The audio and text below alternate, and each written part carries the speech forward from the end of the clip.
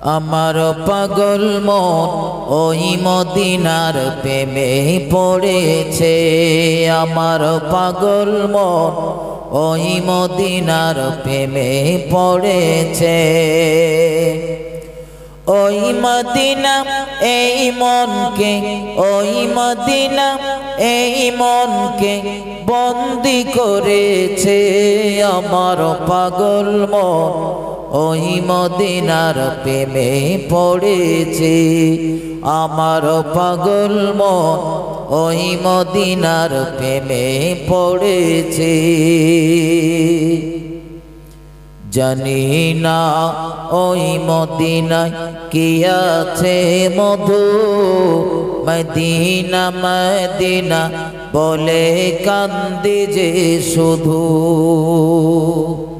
জানি না ওই মদিনায় কি আছে মধু, মদিনা মদিনা আমায় করেছে জাদু। বিশ্ব জগৎ নবীর প্রেমে, বিশ্ব জগৎ নবীর প্রেমে পাগল হয়েছে। আমার পাগল মন ওই মদিনার প্রেমে পড়েছে। আমার পাগল মন ওই মদিনার প্রেমে পড়েছে। আল্লাহুম্মা সাল্লি আলা সাইয়্যিদিনা ওয়া আলা আলি সাইয়্যিদিনা।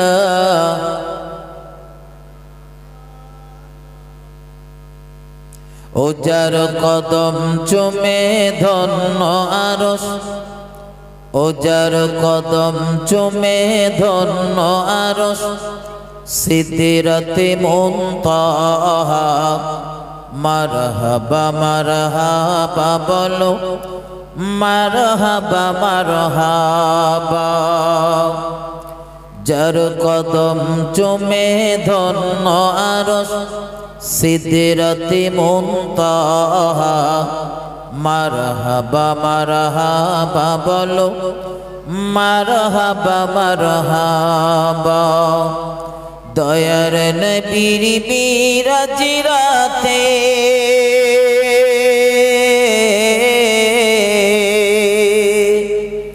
জিবরিল এলো বুরাক সাথে। আগে আগে জিবরিল আর পিছে কামলিওয়ালা। নানা পিছে পিছে জিবরিল আর আগে কামলিওয়ালা। মারহাবা মারহাবা বলো, মারহাবা মারহাবা। আল্লাহুম্মা সাল্লি আলা সাইয়্যিদিনা ওয়া আলা আলি সাইয়্যিদিনা। আম্মা বা'দ। মুআজ্জাজ মুকাররম উলামা হযরত, সম্মানীয় আজকের জলসার সুযোগ্য সভাপতি মহাশয়, সম্মুখে বসে থাকা দিন দরদি, ইসলাম দরদি, নেককার আল্লাহওয়ালা প্রাণের ভাই মুসলমান, নওজোয়ান তরুণ যুবকেরা, আমার সোনার লালেরা, ভাইজানেরা, পর্দায় অবস্থিতা ধার্মিকা আমার মা ও বোনেরা, সকলকে অন্তরের অন্তঃস্থল থেকে ভক্তিপূর্ণ সালাম ও মোবারকবাদ জানিয়ে সমস্ত প্রশংসা মহান আল্লাহর দরবারে জ্ঞাপন করব। সকলে মন খুলে বলি আলহামদুলিল্লাহ। দরুদ ও সালাম প্রিয় নবীর উপরে শত কোটিবার বর্ষিত হোক। সকলে বলি সাল্লাল্লাহু আলাইহি ওয়াসাল্লাম।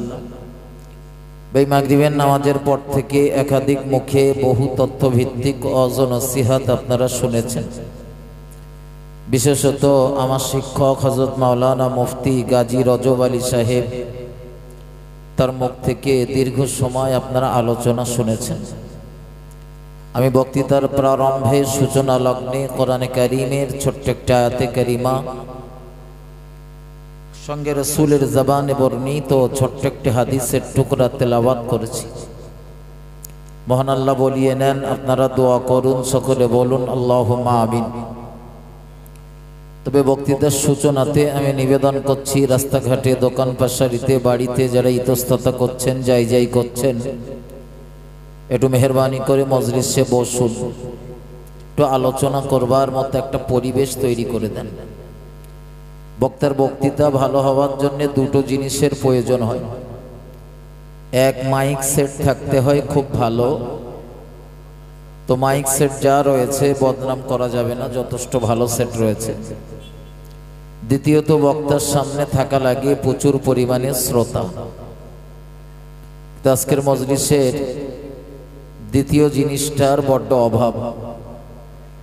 এজন্য নিবেদন করছি, মেহরবানি করে একটু মজলিসে বসুন, কিছু আলোচনা করবার মতো একটা পরিবেশ তৈরি করে দেন। কোরআন শরীফের ভিতরে মহান আল্লাহ স্পষ্ট ভাষায় বর্ণনা করেন, লাকাদ কানা লাকুম ফি রাসূলিল্লাহি উসওয়াতুন হাসানাহ।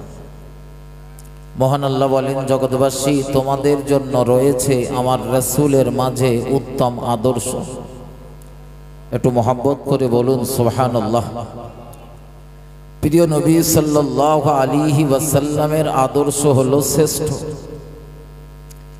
যে রাসূলের আদর্শে আদর্শিত হয়ে চলতে পারলে আমাদের জন্য মহান আল্লাহর আযাবে জাহান্নাম হারাম হয়ে যাবে, জান্নাত ওয়াজিব হবে।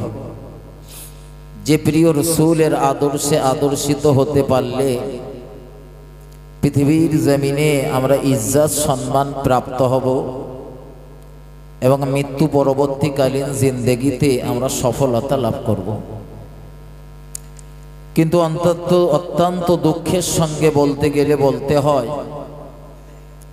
আমরা রাসূলের উম্মতের দাবিদার, অথচ এই পৃথিবীর বুকে একটা লাঞ্ছিত, বঞ্চিত, অপমানিত, পদদলিত, নিষ্পেষিত একটা জাতির নাম হলো মুসলমান। মার খেয়ে খেয়ে আজ মুসলমানদের জীবন ওষ্ঠাগত। যে জাতির একটা পিরিয়ডে জনসংখ্যা ছিল কম, কিন্তু আল্লাহ পাক গোটা পৃথিবীটা মুসলমানদের হাতে তুলে দিয়েছিলেন রাজত্ব করার জন্য। একটু মহব্বত করে বলুন সুবহানাল্লাহ। আজ পৃথিবীতে মুসলিম জনসংখ্যা বিরাট পরিমাণে বেড়েছে। পৃথিবীর সবথেকে জনসংখ্যা বেশি খ্রিস্টানদের, আর খ্রিস্টানদের ছুঁই অবস্থা মুসলমানদের। অথচ এত মুসলমানের ভিড়, এত মুসলমানের চাপ, অথচ মুসলিম জাতি আজকে সব থেকে পিছনের কাতারে।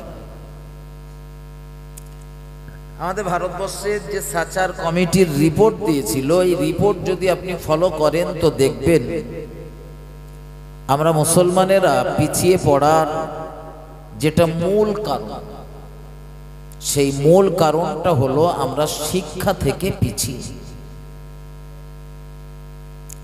আল্লাহ আমাদের ধন দৌলত দিয়েছে, জমি জায়গা দিয়েছে, টাকা পয়সা দিয়েছে, অর্থবিত্তর প্রতি মায়া মমতা দিয়েছে, কিন্তু শিক্ষার প্রতি আমাদের আকর্ষণটা কমেছে, মালের প্রতি আকর্ষণটা বেড়েছে।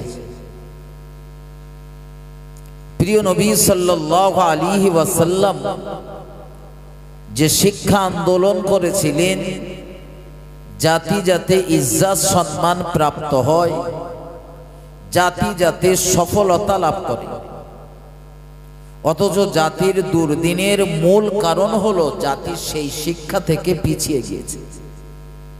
আপনি অবাক হয়ে যাবেন, একটা 8-10 বছরের বাচ্চা, যে ছেলেটার এখন প্রাইমারি স্কুলে পড়ার কথা, ক্লাস 2 অথবা 3-তে, এরকম বাচ্চাগুলো জরির কাজ করছে, সেলাই মেশিনের কাজ করছে, চার দোকানে চা বয়ে দিচ্ছে।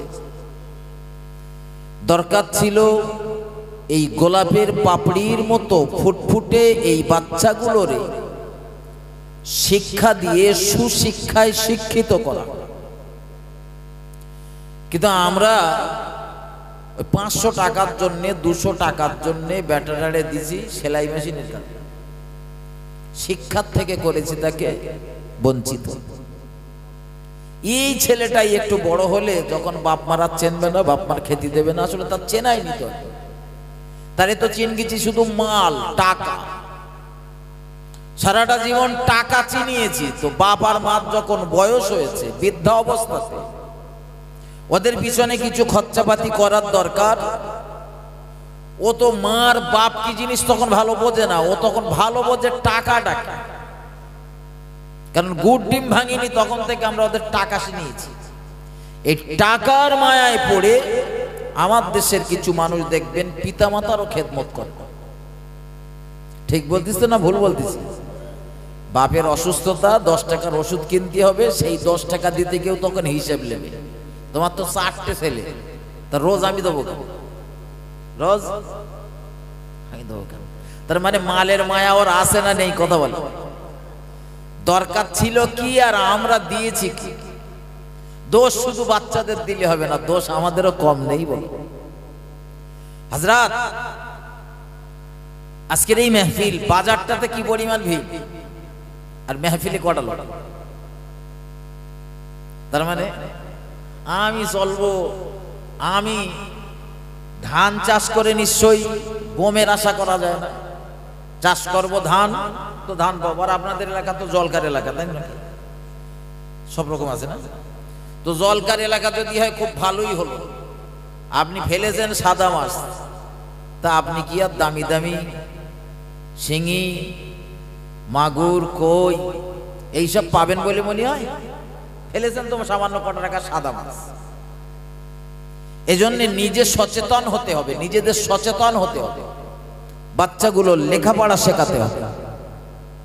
তাতে যদি আমার একদিনের বাজার একটু কম হয় হোক, পাশের বাড়ির লোক ভালো মন্দ খাচ্ছে, আমার বাড়ি এক সাঁঝ ডাল আর আলু ভর্তা দিয়ে একবেলা খাওয়া দাওয়া করব, প্রয়োজনে এক টুকরো পেঁয়াজ আর একটু লঙ্কা নিয়ে ভাত খেয়ে নেব, কিন্তু বাচ্চাগুলোর যেন লেখাপড়া শেখানো থেকে আমরা পিছিয়ে না আসি।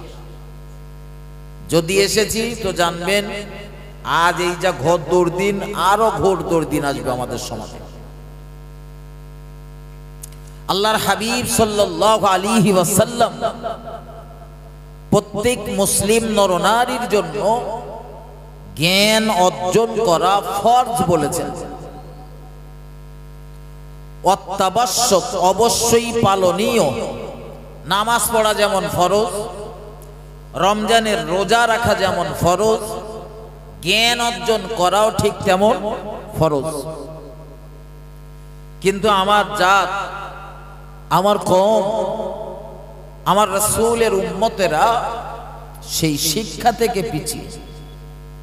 ভাবতে অবাক লাগে, যে জাতির কোরআনে কারীমের 6666টি আয়াত, 114টি সূরা, 30টা পারা, যার প্রথম শব্দ পৃথিবীতে আল্লাহ নাজিল করেছিলেন ইকরা।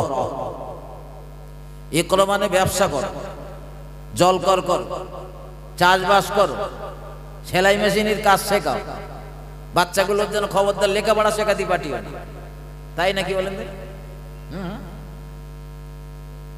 ইকরা শব্দের অর্থ হলো পড়ো। আগে আল্লাহ চাষবাসের কথা বলিনি, আগে আল্লাহ নামাজের কথা বলিনি, রব আগে আপনাকে রমজানের রোজা রাখার কথা বলিনি, রব আপনাকে 10 তলা বিল্ডিং বানানোর কথা বলিনি। সবার আগে রব বলেছেন দুনিয়ার মানুষকে ইকরা, পড়ো। যে জাতির ধর্মীয় গ্রন্থের প্রথম শব্দ অবতীর্ণ হয় ইকরা, পড়ো, সে জাতি পড়াশোনা থেকে পিছিয়ে যাবে। শুধু একটুখানি ভাবেন, আমাদের অধঃপতনের কারণগুলো একটুখানি ভাবেন। আমার ভাই ও বাবাজিরা, আমার ঠান্ডা মাথায় বুঝুন, গভীরভাবে উপলব্ধি করুন, আল্লাহ পাকের নবী জনাবে মুহাম্মদুর রাসূলুল্লাহ সাল্লাল্লাহু আলাইহি ওয়াসাল্লাম, নবী আমার উম্মতকে ইজ্জাতওয়ালা বানানোর জন্য, উম্মত যাতে ইজ্জত সম্মানে ভূষিত হয়, এর জন্য নবী অসংখ্য আদর্শ রেখে গিয়েছেন। আমার রাসূলুল্লাহ রেখে যাওয়া আদর্শগুলোর ভিতরে একটি আদর্শ হলো আমার নবী শিক্ষাকে আপন করে নিয়েছিলেন। একটু মহব্বত করে বলুন সুবহানাল্লাহ। আপনি বলবেন হুজুর দুনিয়ার আলেমদের মুখ থেকে শুনেছি, আমার নবী জীবনে কোনোদিন মক্তব, মাদ্রাসা, স্কুল, কলেজ, ইউনিভার্সিটির চৌকাঠ টপকায়নি। কথাটা ভুল শোনেননি, ঠিকই শুনেছেন। তবে আমার আপনার নবী নূর নবী হাদিস শরীফের ভিতরে এটাও বলেছেন, ইন্নামা আনা বুইস্তু মুআল্লিমান, আমি হলাম তামাম পৃথিবীর শিক্ষকের শিক্ষক। ভাই মূর্খ মানুষ শিক্ষক হতে পারে? কথা বল। নবী তো বলেছেন আমি মূর্খের শিক্ষক না, শিক্ষকের শিক্ষক, জ্ঞানীর শিক্ষক। তা মূর্খ মানুষ কি জ্ঞানীর শিক্ষক হতে পারে? কথা বলতে হবে ঝটপট। আল্লাহর নবী মুহাম্মদুর রাসূলুল্লাহ দুনিয়ার কোন স্কুল, কলেজ, ইউনিভার্সিটির চৌকাঠ হয়তো টপকায়নি। দুনিয়ার প্রথাগত এই শিক্ষা হয়তো তিনি অর্জন করেননি। তবে দয়ার নবী রাসূলুল্লাহ দুনিয়ার কোন শিক্ষক না থাকলেও আমার রাসূলকে শিক্ষিত করেছিলেন খোদ মহান আল্লাহ। আমার আল্লাহ নিজেই প্রিয় রাসূলের শিক্ষক হয়ে জিবরাইল আমিন আলাইহিস সালামের মাধ্যমে বিশ্ব নবীকে শিক্ষিত করেছিলেন। একটু মহব্বত করে বলুন সুবহানাল্লাহ, আরো আওয়াজ দিয়ে বলুন সুবহানাল্লাহ। ও বাবাজি ভাইজানেরা, আমি আপনাদের যে কটা বোঝাতে চাইছিলাম, আমার আপনার নবী নূর নবী নামাজের কথা যেমন বলেছেন, রমজানের রোজার কথা যেমন বলেছেন, হজ আর যাকাতের কথা যেমন বলেছেন, ও বাবাজি ভাইজানেরা সুদ আর ঘুষ থেকে বাঁচার কথা যেমন বলেছেন, ক্রিয়া কৌতুক খেলাধুলো থেকে বাঁচার কথা যেমন দয়ার নবী শুনিয়েছেন, আল্লাহর হাবিব উম্মতে মুহাম্মাদীর জন্য জ্ঞান অর্জন করা ফরজ করে দিয়েছেন। আজ থেকে ১৫০০ বছর আগে মহাজ্ঞানী মহাপণ্ডিত হযরত মুহাম্মদুর রাসূলুল্লাহ সাল্লাল্লাহু আলাইহি ওয়াসাল্লাম শিক্ষা আন্দোলন করেছিলেন। আপনি বলবেন হুজুর দলিল দেন, দলিলটা নেন খুব সংক্ষেপে। গোড়ায় কটা কথা একটু বলে নিচ্ছি মূল আলোচনায় আপনাদের নিয়ে যাওয়ার জন্য। আল্লাহ পাকের নবী জনাবে মুহাম্মদুর রাসূলুল্লাহ সাল্লাল্লাহু আলাইহি ওয়াসাল্লাম মক্কা থেকে হিজরত করে নবী আমার ইয়াসরিবের জমিনে যখন হিজরত করেছিলেন, বর্তমানে যে দেশটার নাম হলো মদিনা, ওই দেশটার পূর্বের নাম হলো ইয়াসরিব। আল্লাহর হাবিব ওই মদিনাতে গিয়ে খুব সুখ স্বাচ্ছন্দ্যের সঙ্গে প্রাথমিক স্তরে থাকতে পারিনি। ও বাবাজি ভাইজানেরা, আমার দিকে ধ্যান দেন, মনোযোগ দেন।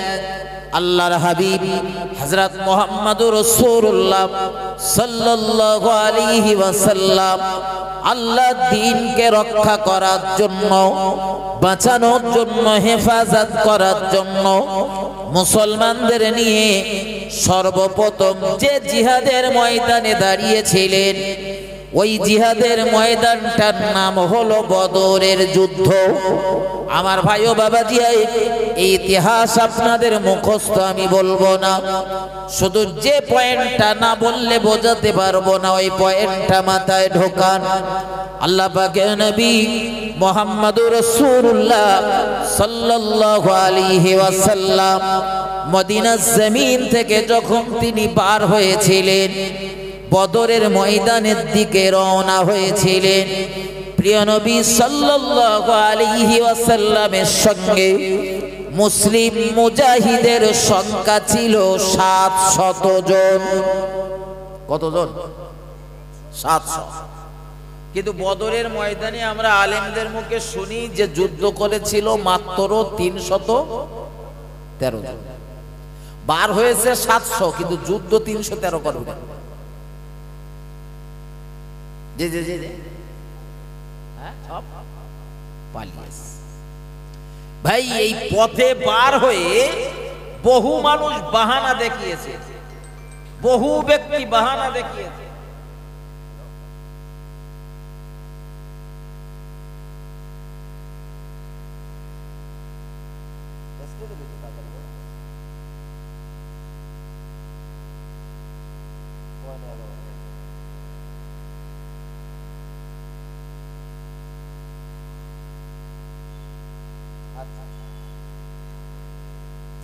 আমার ভাই হযরত মাথায় নেয়, প্রিয় নবী সাল্লাল্লাহু আলাইহি ওয়াসাল্লামের সঙ্গে মদিনা থেকে বার হয়েছেন 700, কিন্তু পথে চলতে চলতে বাহানা দেখিয়ে ছুটি নিয়ে বাড়ির পথে রওনা দিয়েছে বহু সংখ্যক। বদরের ময়দানে গিয়ে রাসূল যখন থেমেছে, রাসূল লক্ষ্য করলেন যে মুসলিম মুজাহিদের সংখ্যা তখন মাত্র 313 জন। এই 313 জনকে নিয়ে রাসূল যুদ্ধের ময়দানে যুদ্ধ করলেন। 1000 অমুসলিমের বিরুদ্ধে। এই করছে কথা বলছে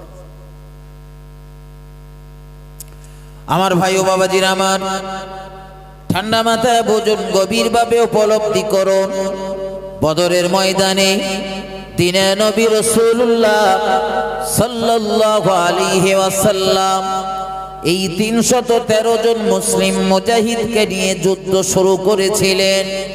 বদরের যুদ্ধটা এক ভয়ানক যুদ্ধ ছিল, যে জিহাদের ময়দানে আমার আপনার নবী নূর নবী জনাবে মুহাম্মদুর রাসূলুল্লাহ সাল্লাল্লাহু আলাইহি ওয়াসাল্লাম আসমানের দিকে মুখটা উত্তোলন করে কাঁদতেছিলেন। আমার নবীর চোখের কোনা দিয়ে top top top top top top করে পানি পড়তেছিল। নবী আমার কাঁদতেছিলেন, আল্লাহ 12-13 বছরের ফসল নিয়ে দাঁড়িয়ে পড়েছি, ও রব্বুল আলামিন আল্লাহ আমার মুজাহিদদের সকলের কাছে অস্ত্র শস্ত্র নেই, কারো বা হাতে রয়েছে গাছের ডাল, খেজুরের ছট নিয়ে দাঁড়িয়ে পড়েছে। আল্লাহ পাক আজ যদি আপনার সাহায্য, আজ যদি আপনার করুণা না হয়, আজ যদি আপনার দয়া না হয়, বদরের ময়দানে মুসলমানদের উপরে যদি আপনি রহমত নাজিল না করেন, ও রব্বুল আলামিন আল্লাহ আপনার ইসলামের কবর রচনা হয়ে যাবে এই বদরের ময়দানে। কারণ আমার সব সাহাবারা যদি মারা যায়, সব মুজাহিদেরা যদি শহীদ হয়ে যায়, আমি রাসূলুল্লাহ শহীদ হয়ে যাব। আপনাকে আর আল্লাহ আল্লাহ আল্লাহ আল্লাহ বলে ডাকার মতো কাউকে পাওয়া যাবে না। ও বাবাজি ভাই জানেরা, আল্লাহর নবী মদিনার আবওয়াবা নামীয় প্রান্তরে যেদিন মাকে হারিয়েছিলেন, সেদিনও মনে হয় এত কান্না কাঁদিনি যত কান্না নবী কাঁদছিলেন বদরের ময়দানে। আমি আগেই বলেছি, বদরের ইতিহাস আপনাদের শোনাবো না, শুধু এতটুকু মাথায় রাখুন। কোরআনের ভাষায় আমার আল্লাহ জানান, উদুনি আস্তাজিব লাকুম, বান্দারে আমি আল্লাহ আমায় ডাকো, আমি আল্লাহ আমায় স্মরণ করো, আমি আল্লাহ তোমার ডাকের সাড়া দেব। আমরা আল্লাহকে ডাকি, একবার ডেকেছি, দুবার ডেকেছি, মাল পাইনি তো মন খুব খারাপ, তখন আমাদের ধারণা যে আল্লাহ আমাদের দোয়া কবুল করি। একটু ধৈর্য ধরেন, চেয়েছেন আর সঙ্গে সঙ্গে পাবেন তা না। নবী ইউনূস আলাইহিস সালাম মাছের পেটের ভিতরে, ওখান থেকে ডাকতেছিলেন, লা ইলাহা ইল্লা আনতা সুবহানাকা ইন্নী কুনতু মিনাজ জালিমিন। বারবার ডাকতেছিলেন, একবার না। আমরা তো কিছু মানুষ রয়েছে, দোয়া করার সময় আমাদের সময় থাকে না। কিছু মানুষ তো রয়েছে দোকানে শাটার ফেলার মতো দোয়া করে, এত ধৈর্য কম। এক গজিরা কথা কম বলবি না, কি মুসিবতে বললাম বলেন। কিছু মানুষ রয়েছে দেখবেন নামাজ পড়ে, ডান দিকে সালাম বাম দিকে সালাম, হাত দুটো এইভাবে এইভাবে তুলতেছে, ডলতি ডলতি তুলে মুখের ওপর থেকে ঘষেলে নাবিয়ে দেশ দোয়া করা হয়ে গেছে। হয় না, হয় না? আমি এই দোয়াটার নাম দিয়েছি শাটার ফেলা দোয়া। দোকানদার থেকে গেছে, দোকানে শাটার ঝপাঙ্কর ধরে ফেলে দেয়, যে তালা মেরতে বাড়ি চলে আসে। তো ওর কাজই ওই। দোয়া যখনই করবেন ধীর স্থিরতার সাথে করুন, লম্বা সময় ধরে করুন। আর দোয়া করতে গেলে আর আমাদের সময় থাকে না, তখন বিরাট সময়ের জ্ঞান। তাস পেটানোর মজলিসে বসে তখন সময়ের জ্ঞান থাকে না, কেরাম ঠাকানির সময় তখন সময়ের জ্ঞান থাকে না, মদের আড্ডায় গিয়ে যখন দিনের পর দিন মাতলামি করে তখন জীবনেরও মূল্য থাকে না, সময়েরও দাম থাকে না। যত সময়ের দাম শুধু দোয়া করার সময়। কোন ইমাম যদি একটু লম্বা দোয়া করিয়েছে তো সেদিন দেখা যায় মসজিদের ভিতরে মনে হবে একটু ডাক্তার আনলে ভালো হয়। ঠিক বলছি না? বলছি চতুর্দিক থেকে গলা খাকার আর কাশি শব্দ, হ্যাঁ হ্যাঁ হ্যাঁ হ্যাঁ, তার মানে হুজুর তাড়াতাড়ি শেষ করে, তাড়াতাড়ি। কি দোয়া কবুল হবে বলে?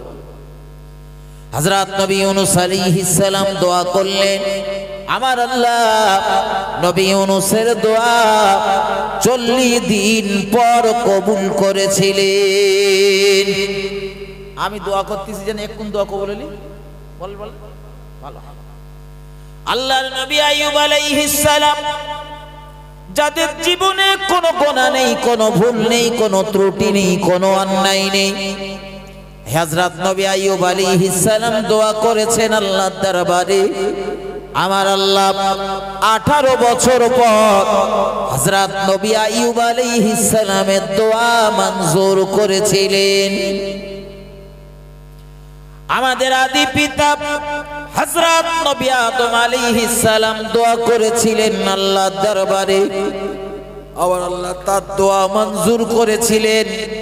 3 থেকে 350 বছর কান্নাকাটি করার পর যেদিন নবী আদম কাঁদতেছিলেন, রব্বানা, হে আমাদের প্রভু, জালামনা, আমরা জুলুম করেছি, আনফুসানা, আমাদের নফসের উপরে, ওয়া ইল্লাম তাগফির লানা, যদি আপনি ক্ষমা না করেন, ওয়া তারহামনা, যদি রহমত নাযিল না করেন, লানাকুনান্না মিনাল খাসিরিন।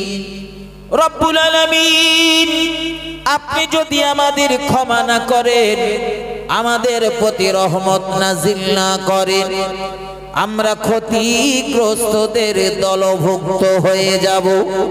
নবী আদমের এই দোয়াটা মহান আল্লাহ শাহী দরবারে মঞ্জুর হয়েছিল। আমার ভাই ও বাবাজিরা, আমার তবে সে 3 থেকে 350 বছর পর। এত ধৈর্য হারা হলে হবে না, রবের দরবারে চাইতে থাকুন। ঠিক যখন দিলে আমাদের জন্য মঙ্গল হবে, ঠিক তখনই আমার আল্লাহ আমাদের দিয়ে দেবেন। আমার ভাই ও বাবাজিরা, আমার এগিয়ে চলো। দুনিয়াতে আমরা দোয়া করি, সব দোয়া কবুল হয় না, মন খারাপ করবেন না। কারণ রাসূল বলেছেন যে দোয়াগুলো দুনিয়ার জমিনে কবুল হয় না, হাসরের ময়দানের বিনিময় আমরা সেদিন পেয়ে যাব। সেদিন তো একদল মানুষ আক্ষেপ করে বলবে, আল্লাহ, দুনিয়াতে যদি আমার একটাও দোয়া কবুল না হতো, আজ আমার বড় উপকার সাধিত হতো। একটু মহব্বত করে বলুন সুবহানাল্লাহ, আর একটু ভক্তি ভরে বলুন সুবহানাল্লাহ। ও বাবাজি ভাইজানেরা, আমার এগিয়ে চলুন। যে কথা আপনাদের শোনাচ্ছিলাম, আল্লাহর নবী দোয়া করেছেন, আমার আল্লাহ আমার হাবিবের দোয়া মঞ্জুর করেছেন, কবুল করে নিয়েছেন। আসমানি সাহায্য নামিয়ে দিয়েছে বদরের ময়দানে, আর মুসলমানদের জয়লাভ হয়েছে।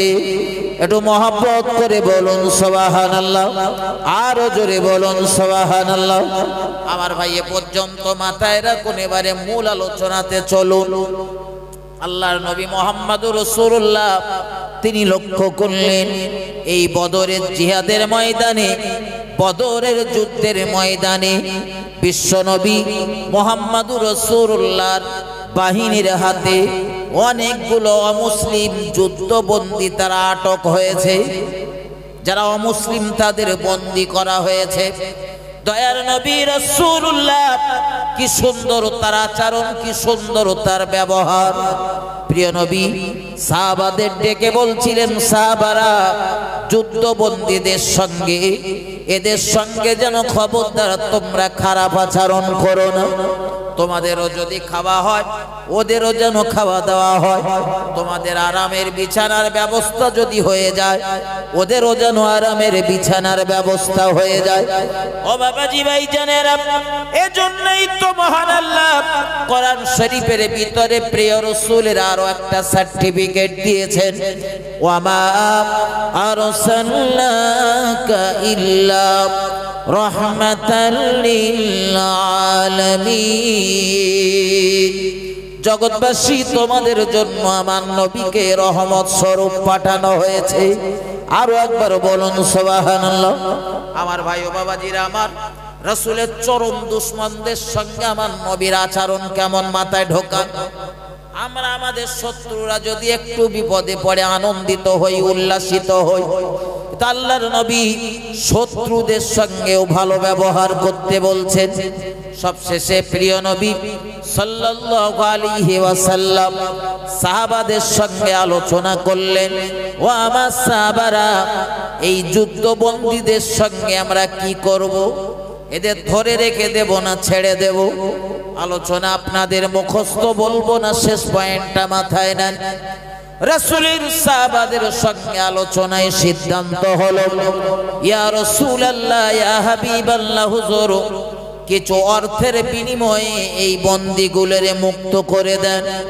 আল্লাহর নবী মুহাম্মদুর রাসূলুল্লাহ এই বন্দীগুলোর মুক্ত করে দিতে গিয়ে দুটো ভাগে বিভক্ত করলেন। এই যে বলছিলাম রাসূলের শিক্ষা আন্দোলন, রাসূলের শিক্ষা আন্দোলনের সূচনা এখান থেকে। আল্লাহর হাবিব এই বন্দীদের ছেড়ে দিতে গিয়ে বন্দীদের দুটো ভাগ করলেন।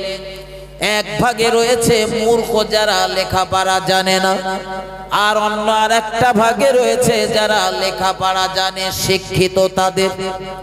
আমার ভাই ও বাবাজিরা, আমার আল্লাহর নবী মুহাম্মদুর রাসূলুল্লাহ সাল্লাল্লাহু আলাইহি ওয়াসাল্লাম এই যুদ্ধবন্দীদের ভিতরে যারা অশিক্ষিত, মূর্খ, অজ্ঞানী, তাদেরকে রাসূল অর্থের বিনিময়ে মুক্ত করে দিলেন, ছেড়ে দিলেন। কিন্তু শিক্ষিত গুলোরে রাসূল আটক করে রাখলেন। যারা শিক্ষিত তাদের পরিবার বর্গের মানুষেরা তারাও দাবি করলেন, হুজুর টাকা লাগলে দেব, কি লাগবে মাল ধন দৌলত আমরা তাই দেব, আমাদের পরিবারের সদস্যকেও ছেড়ে দেন। আল্লাহর নবী মুহাম্মদুর রাসূলুল্লাহ সাল্লাল্লাহু আলাইহি ওয়াসাল্লাম নবী বললেন, তোমাদেরও ছেড়ে দেব, তবে দুনিয়ার কোনো টাকা পয়সা ধন দৌলতের বিনিময়ে না।